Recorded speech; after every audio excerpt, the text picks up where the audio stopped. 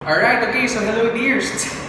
Ayan, so hello and welcome back to the third and hopefully the last na yun, video on our lecture on the different serology of other infectious agents. And for this lecture, we're going now to start with the next type of agents, which are your parasitic agents na serology. So a little lang, gamay lang. So a review lang gamay on your parasitology, di ba? Okay, hopefully. Alright, so we'll start first with the first disease, which is your toxoplasmosis. Your toxoplasmosis by the name itself is caused by your Toxoplasma gondii, which is your a protozoa, diba? Alright, and mode of transmission is usually through eating raw or undercooked na mga meat, food that contains the oocysts. Alright, the oocysts or ingestion of the oocysts from food ba or soil or whatever that's contaminated with cat feces. Diba? Recall in your toxoplasma, basta mga toxoplasma gondii, the first thing talaga that comes to mind is mga cats. Diba? Okay, usually yeah, we get it from cats, from the feces of cats. Feces of cats contain the oocysts. Yes, the infective stage of toxoplasma is oocysts. Alright, oocysts. Alright, and a very important thing to note about toxoplasma is that it can cause or it can be transmitted to the developing fetus, congenital. Alright, okay. And for spectrum of disease, usually very devastating or intense ang iyang symptoms in immunocompromised patients. And again, as mentioned, congenital toxoplasmosis, di ba? The letter T in the torch, yes, toxoplasmosis. Toxoplasmosis can result in miscarriage, no? Stillborn, or mental deficits later in life. So, na siya mga grabe dyan effects sa developing fetus. Okay? Alright. Now, for lab DS is, of course, the demonstration of parasite in stained tissue or sa CSF. But since that is very invasive, serology is the main method of diagnosis. Alright? So for immunologic manifestations, antibodies can be seen within the first 2 weeks of infection. And IgM, the presence in an adult indicates recent infection. But the CDC recommends that if na positive result sa IgM or whatever, positive IgM agani, it should be retested with another method. Okay, with another serological method. Okay. Alright. Now we go now to the different serological tests for toxoplasmosis. The first one is if tests that measure IgG usually are to determine if the patient is really infected with toxoplasmosis. So to determine if the patient is really infected with toxoplasmosis, we test for IgG. And for IgM, it's usually used to estimate the time of infection, which is very important in pregnant women because it could indicate that if ever a mama, yes, the patient or the mother is positive with IgM, it means that the baby has a potential risk of also being infected with toxoplasmosis. So, congenital toxoplasmosis na may tabo. But if the mother is positive with IgG, it means that it's already the patient is already, or the pregnant woman, the mother is already protected from toxoplasmosis and previous infection na siya. So it could protect also the baby. Kay IgG naman siya. So pwede siyang mag-cross sa placenta. Okay. Alright. Ayan. Now we go to the different tests. The first one is your chemiluminescent immunoassay. It's the first line of test in endemic areas for identifying T. gondii in pregnant women. It's also used as a diagnosis of opportunistic infections in immunocompromised hosts. Chemiluminescent immunoassay. It detects both IgM and IgG na toxoplasma antibodies. We can also use IFA and automated ELISA used to detect IgM antibodies, and we can perform what we call an IgG avidity test. This is performed if usually positive a mother, especially a mother, of IgG or IgM. Okay? We detect if the IgM, we test if the IgM, we test the avidity of IgM. You say avidity, the binding strength of IgG. Because if there is a presence of high avidity, it means a past infection. And there is low avidity IgG, it means it's a recent infection. Why? When you say avidity, di ba, binding strength. So if high avidity na siya, meaning strong na yung binding strength. So it's a type of antibody that has already been present for the longest time na, or dugay na siya. Okay, strong naman niya avidity, strong na yung binding strength. Whereas, if it's low avidity, low pa, so meaning bago pa siya na-produce ng IgG. So meaning, it's still an IgG that is produced in a recent infection. Bago na siya na-produce. Meaning, maong low avidity pa siya or low strength ang iyang binding.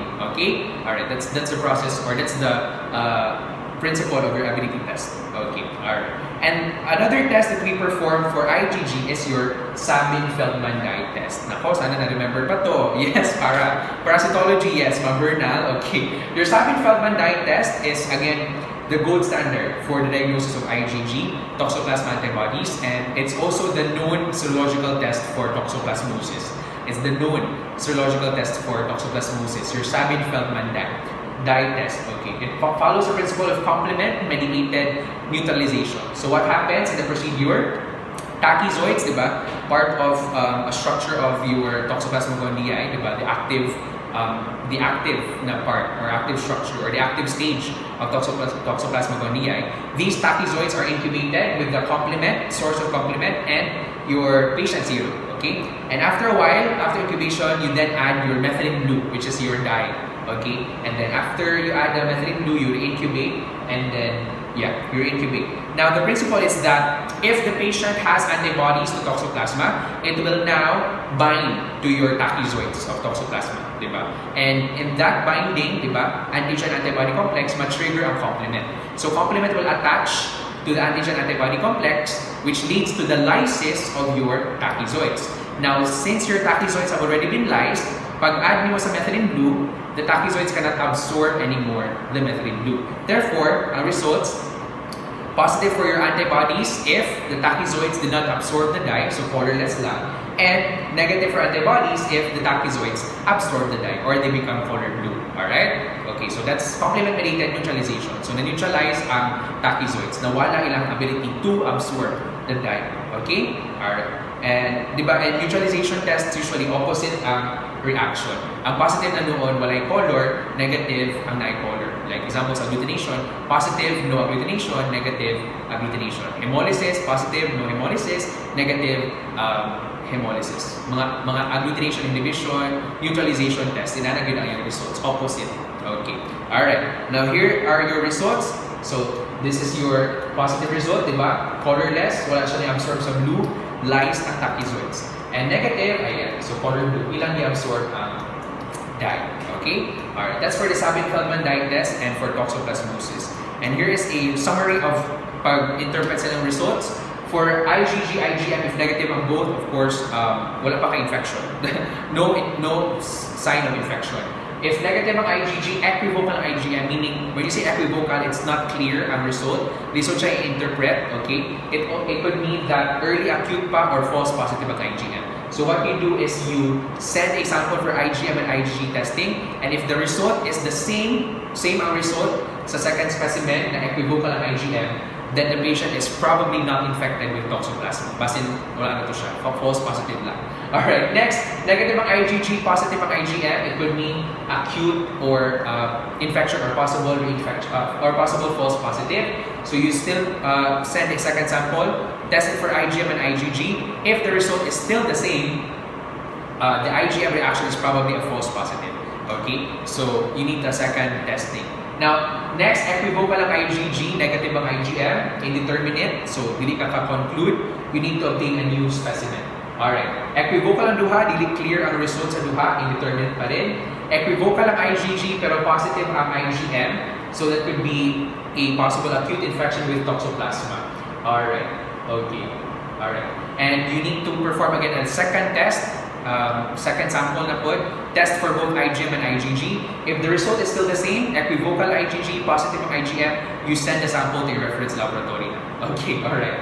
Next, positive ang IgG, negative ang IgM, infected with Toxoplasmosis or Toxoplasma for 6 months or longer.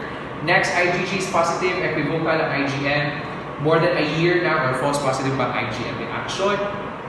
So the same, perform a second test, and then if same results, send to the reference laboratory na. And then lastly, positive ang duha, it could mean infection of Toxoplasma within the past 12 months or within 1 year.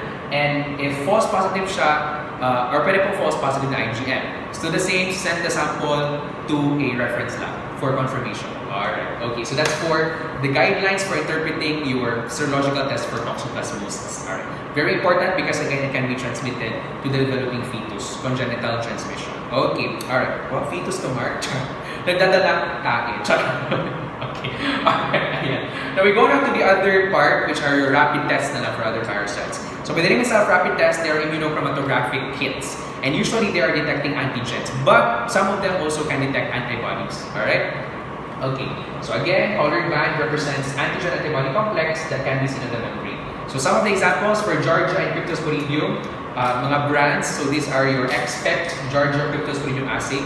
So you can already detect both Georgia and Cryptosporidium antigens and could indicate that the patient can have both infections, diba?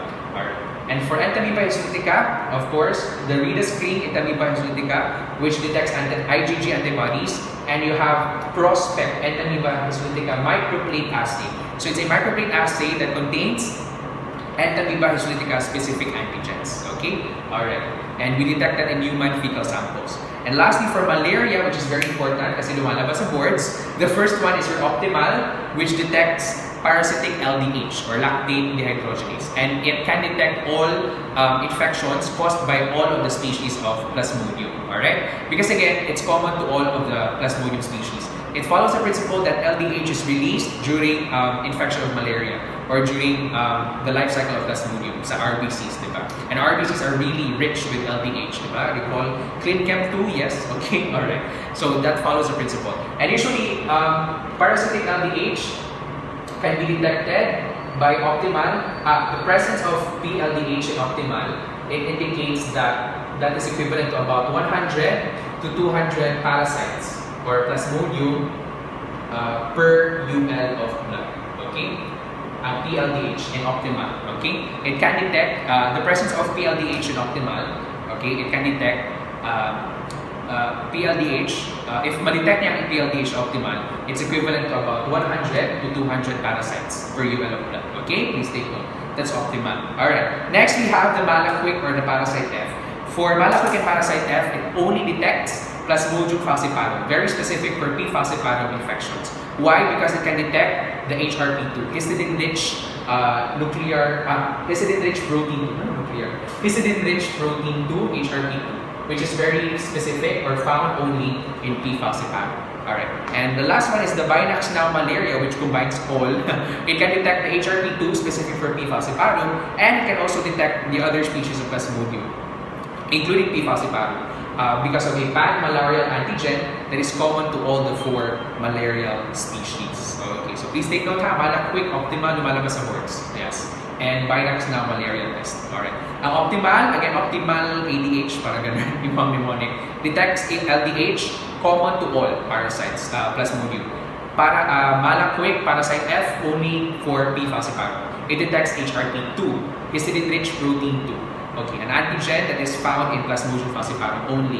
Okay, and lastly, Binax now malaria, it can detect P. falciparum because it detects HRP2 and the rest of the Plasmodium species. Alright, because of a pan-malarial antigen. Okay, alright, so here example of your rapid test. So this is your Expect Georgia Cryptosporidium. Again, the lines there indicate the presence of the antigen, indicates presence of the infection. And then this is your microplate assay, so it's an enzyme assay pa rin, so color change. And then you have your Malaquic, and lastly, the Binax now malaria. So mga immunochromatographic kits pa rin. Okay. Alright, and here is a summary of the usefulness of serology for parasitic diseases. Like, what diseases really are serology indicated or useful.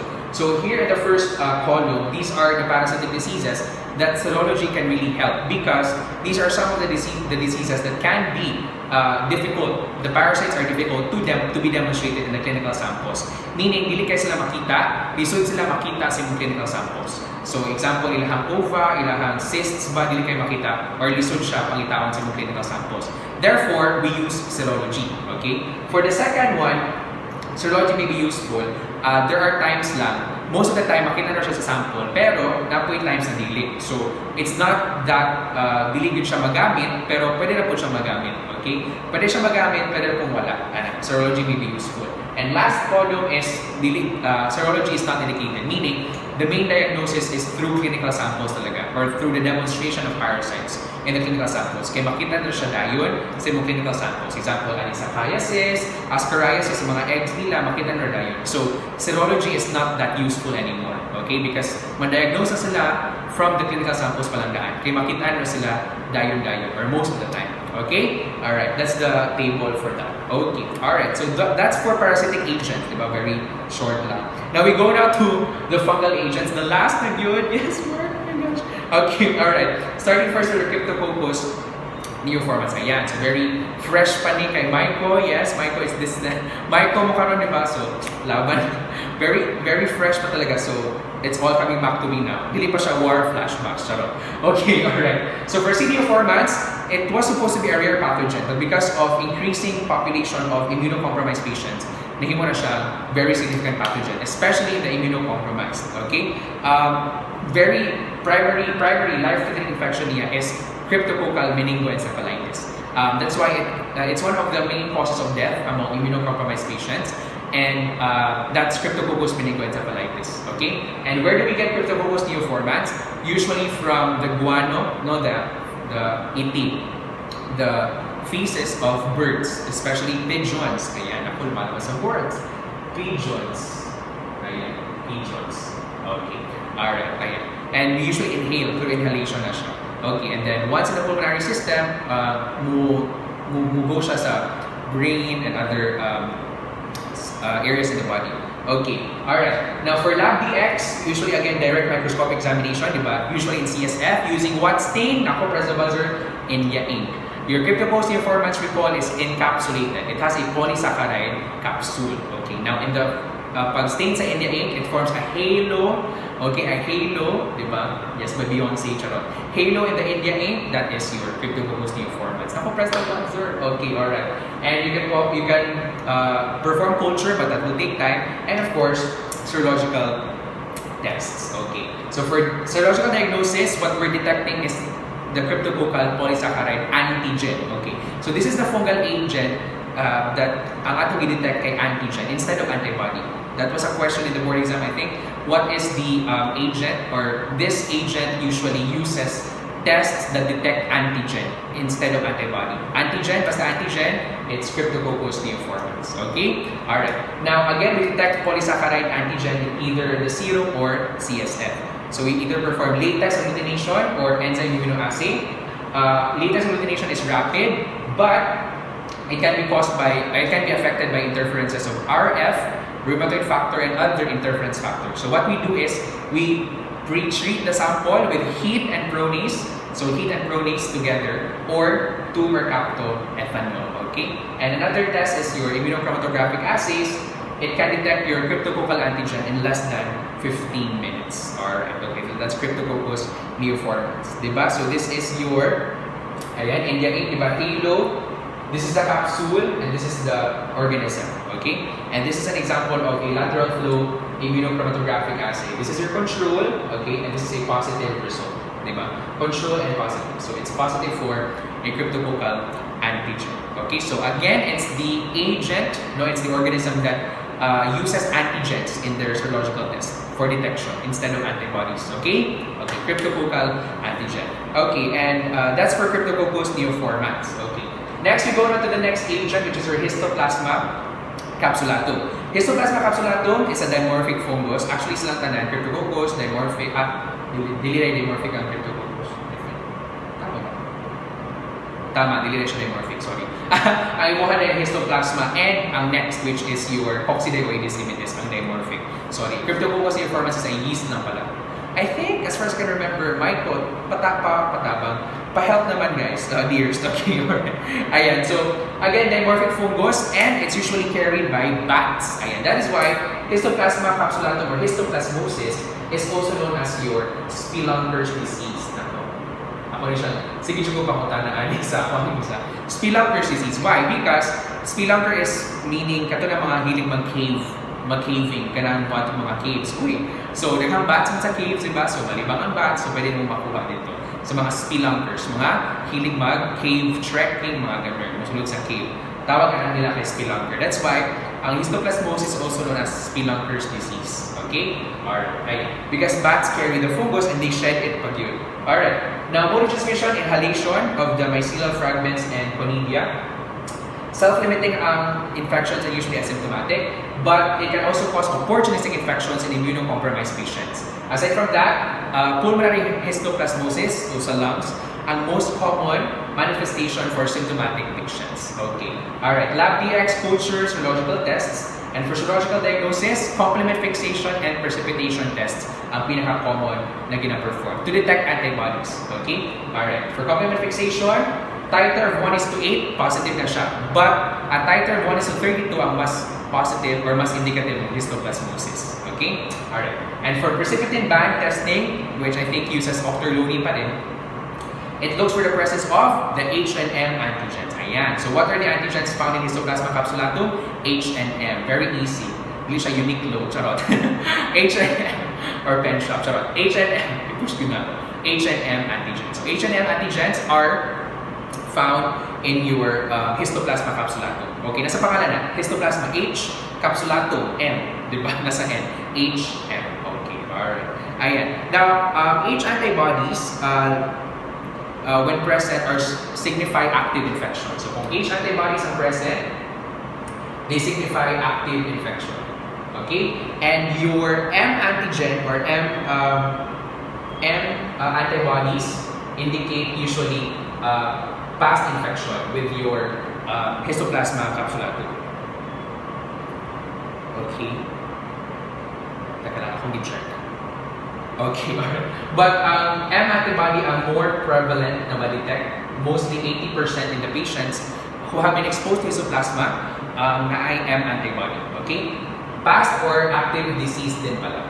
Okay, alright. Ang H antibody ang less, 10% lang.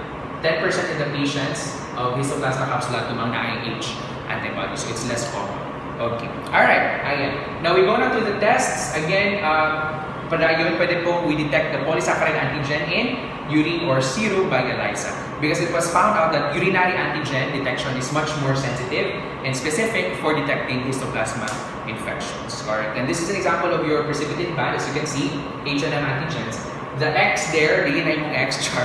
Meaning sa X there is a culture filtrate, meaning it contains the H&M antigens, okay, of your histoplasma. And other antigens, for C is for Cryptococcus, and for B is for Blastomyces. Okay, alright. So here, as you can see, this is the H&M. There is a serological identity of the wells. Okay, alright. So that's the precipitin band test for H&M antigens. Okay, and the last fungal agent is your Coccidioides immitis. Ayan, recall pa si Coccidioides immitis. This is considered to be the most important, the most serious or most severe biological hazard to your laboratory personnel. It's your Coccidioides immitis. Okay. Again, it's a dimorphic fungus similar to your Histoplasma capsulatum and causes coccidioidomycosis or the San Joaquin Valley fever because it's common in San Joaquin, California, Manhattan, I think.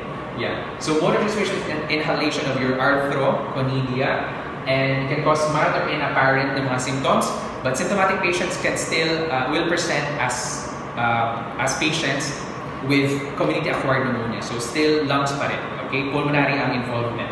Alright, now for lab DX, we can identify the fungus in clinical specimens, culture, and lastly, detecting anti-coccidioidal antibodies, which is the most frequent way of diagnosis, and serology. Because again, culture, identifying fungus in clinical specimens can be a challenge and can also take time. Okay, now for serological diagnosis, complement fixation, immunodiffusion, and latex agglutination ang pinaka-common na methods for detecting antibodies to coccidioides. Alright. So we have first the true precipitin test, also known as your IgM test, because it detects your IgM antibodies. So what happens is there's an overnight incubation of the patient's serum and a fungal antigen or antigen of the coccidioides, which is a polysaccharide from the fungal cell wall. And over incubation, what happens? The formation of a precipitin button at the bottom of the tube indicates the presence of IgM. So precipitin button at the bottom of the tube. Alright. And next test is the complement fixation, which is now the IgG test. So detection of IgG antibodies and the CF antibodies are detected later because again IgG siya and longer periods than the true precipitin type antibodies. Complement fixation, same principle pa rin, but the antibodies now that are involved in this assay are the IgG from the patient. Okay, that's why it's called IgG test. Okay, and lastly, your enzyme immunoassays for coccidioidal antibodies. They are more sensitive than immunodiffusion tests And a positive enzyme immunoassay result is highly sensitive for coccidioidal infection, but they are prone to false positive. That is why CDC recommends that if positive na EIA results, especially if it's IgM, you need to confirm it with either a complement fixation assay or an immunodiffusion test, like a tube precipitin or other tests. Okay? Alright, that's for the tests for coccidioides immitis. Okay.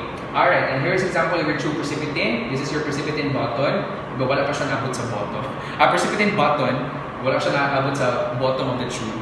Wala pa siya sa top. Charot. Okay. And lastly are your enzyme, and these are your enzyme immunoassays for coccidioides immitis. Okay. And that's the end. Oh my gosh, that's the end of everything. That's the end of our class. And that's the end of our lecture in the second miscellaneous topic, which is your serology of other infectious agents. Whenever I end my lectures para sa last sem, I always get sentimental and emotional. Okay, medyo ano magod. It's not easy to always record lectures. It's not always easy then for you dears to catch up with my lectures, no? And I understand naman, but it's really challenging, especially now with this pandemic and all that. Okay, if face-to-face ni normal, kaya rin siya. And kapoy gyapon, but at least katong face-to-face, malang kapoy kay.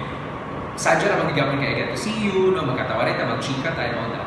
Now, kay mag-record ko kayo, you know, post lang, and then mag-wait lang ko sa yung reaction, and then exam, and all that. So, I don't know, I think like, nakulangan na gyapon ko, this is my whole year, third year subjects. I was really expecting that. Malingaw, kanang excited na ganoon ako when I entered Siliman to teach, to really handle third year subjects and ako mga faith, but because of the pandemic, no, I felt robbed. You some of the years, no, you felt robbed of everything, no, that was supposed to be taught to you, especially in sa skills. But sige lang, mamatay mahimo, incompetent to government. Facts only, but anyway, I'm just happy that, you know, I was still able to teach you dears, and I hope lang po na wala na po nagmahay na ako yung na-teacher, no? And again, as I mentioned, as I've always said to my students, since last sem pa lang, my ultimate goal lang yun is that at the end of it all, at the end of these lectures, you get to retain something, you get to learn something, and that you will, in the future, in the board exams, especially sa review or in your internship, you get to encounter these lessons again. Makaya mo na, okay, I already know this, na-teach ni Sir Mark, I just need to review na lang. Hindi na kaya siya intense, hindi na kailangan need book intense na kanang studying you, because again, I already know this, parang ganun. So, wala na siya akong goal yun. Yeah, so for my new students at IS, duwa naman ng section sa IS this time.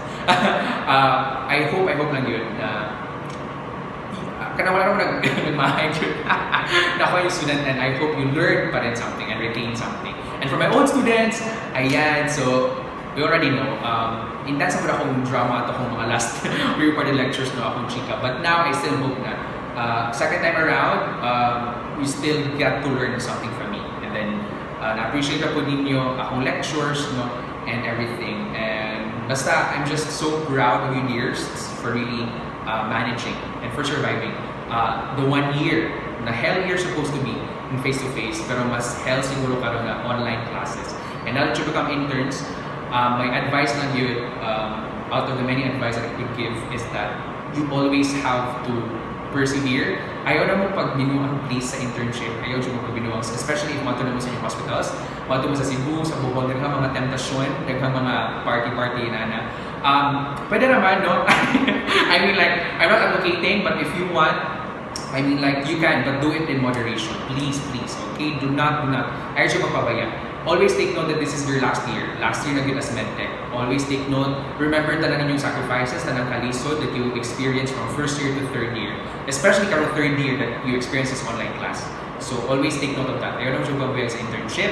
And lastly, always remember the lessons that you have learned from third year. Hopefully na okay? Because mabalik ka po na sa internship, mabalik ka ginatanan ng mga exams, ng mga questions. Mas ma-apply lang siya in person because of your skills, of your clinical rotations sa hospitals. So, kung ito siya dears, no, I don't know kung whenever I'll see you, basta next sem na pa ba ko, I don't know. But I hope na pa-Japan ko, I will be able to still teach you dears if ever magani ihatag. If ever hatagan ko responsibility ni Ma'am Faj. I don't know. So, I just hope lang to see you all again.